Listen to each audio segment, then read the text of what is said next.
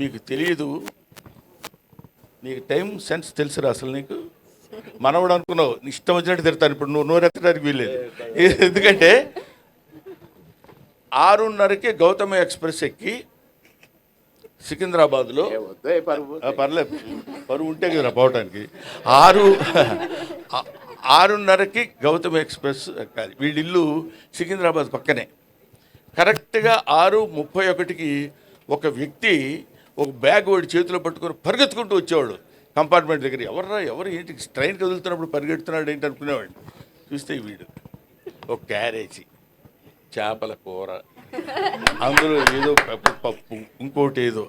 అన్న నీకోసం చేపల కూర తెచ్చినానే. ఎవరికి తెచ్చాడు? అసలు ఎక్కకపోతే ఏంటి పరిస్థితి అని ఎక్కి శుభ్రంగా తిని పడుకునేవాడు. పడుకుని ఒక అర్ధరాత్రి పూట